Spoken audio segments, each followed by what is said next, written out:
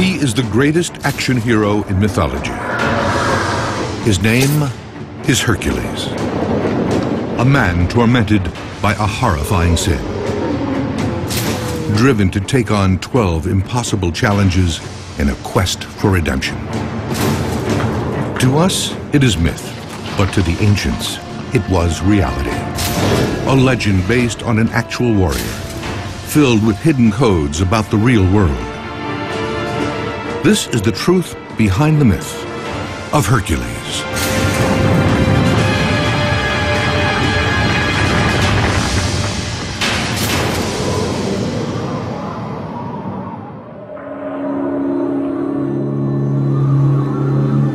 In a strange and unfamiliar world, something stirs just below the waterline. It breaks the surface. A giant serpent with not one, but 9 dragon-like heads. It spews poisonous vapors and then eats its victims alive.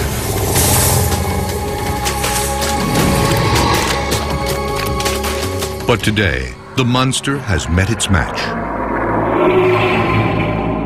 The strongest hero who ever lived. Mythology's ideal man, Hercules. He is the most popular hero in history.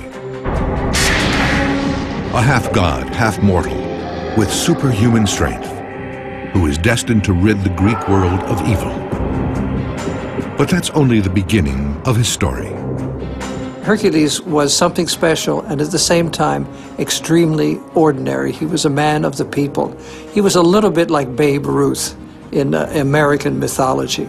He was a womanizer, he was a heavy drinker, and he was an extraordinary athlete.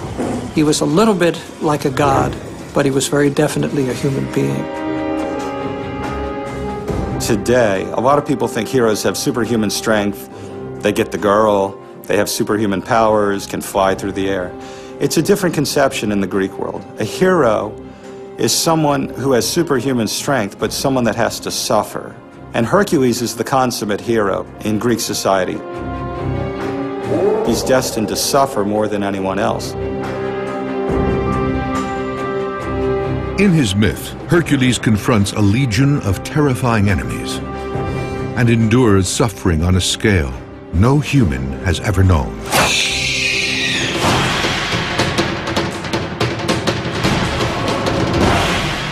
His story begins with Zeus, the sex-crazed king of the gods, having an illicit affair. Hercules is the son of Zeus and a mortal woman named Alcmene.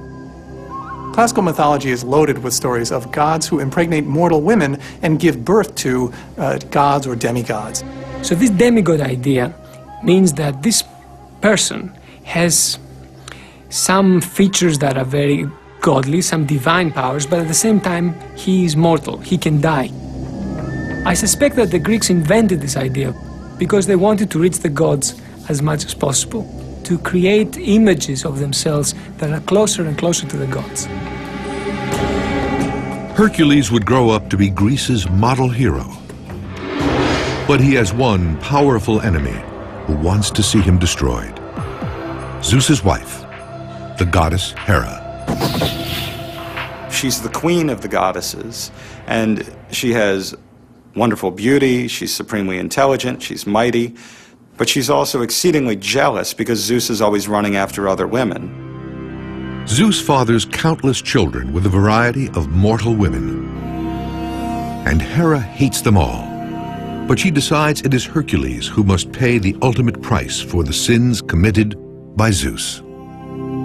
Hera's hatred of Hercules is actually very, very irrational. It's almost as if she knew that he was going to challenge her favor in heaven in some way.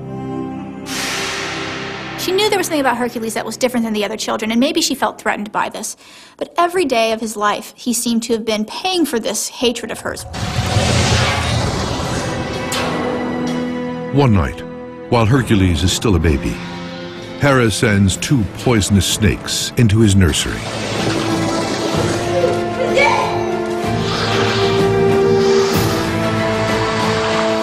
He's got got one snake in each hand, and he's squeezing them to death. Little tiny infant squeezing to death these two giant serpents. Everyone knew at that point that there was something a little bit different about Hercules. This is one of the reasons why Hera will hate him, because she cannot kill him. She can make his life wretched, but she cannot kill him, because destiny says he will become immortal. And even a god has to obey destiny. But Hera is just getting started. Her vendetta against Hercules will determine the course of his life, from the cradle to the grave. So goes the myth. But what is the link to reality?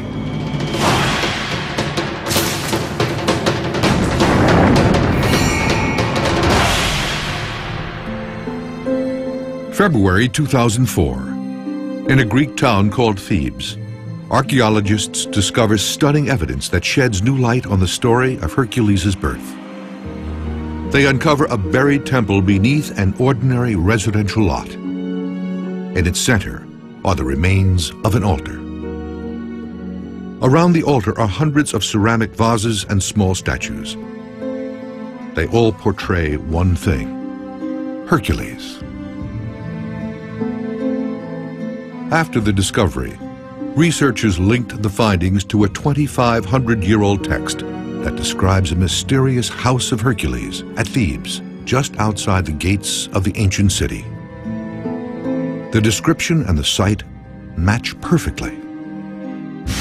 But there's more. The ancient text says that this shrine was erected on the precise spot of Hercules' birth. Could the hero have been real? The hunt for clues leads back to the myth. As the story continues, Hercules comes of age, a man-god straddling two worlds, the human and the supernatural. He is too strong to be a human. He's sort of like a god trapped in a human's body. Often, he accidentally does bad things to people around him, like he accidentally kills people, he accidentally damages property. He can't really control himself. This superhuman strength makes it impossible for Hercules to blend into Greek society. He was unable to form emotional contacts with anyone. In fact, there seems to have been a kind of schizophrenic quality to his makeup. He was half human and half divine, and yet he had a father who would not protect him from the terrible trials and tribulations that Hera inflicted upon him.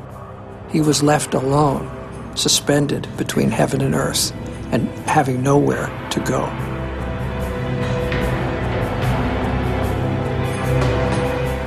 Desperate for some semblance of normalcy, Hercules marries a beautiful princess who bears him two sons. But his domestic bliss is short-lived. His nemesis Hera soon returns, determined to make sure he never knows happiness. This time she'll transform him from family man to murderer by driving him mad. She sends madness to him as he sleeps, and he, in his madness, believes that his wife and his children are his enemies. In the dead of night, Hercules commits an unspeakable horror.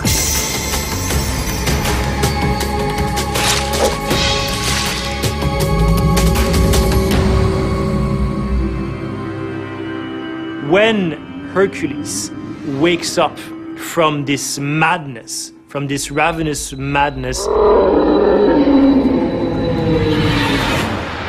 he finds himself covered in the blood of his own family. He doesn't really even know that he's the one that did it. But nevertheless, he has the blood stains on him. It is the physical mark of guilt. And this is the guilt he must bear. And it's from this horrible incident that the rest of Hercules' story unfolds. The strongest man on earth has slaughtered his entire family.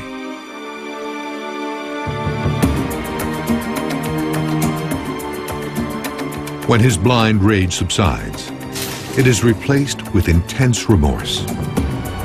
a horrible anguish that will plague him forever. The ancient Greeks called this a blood guilt.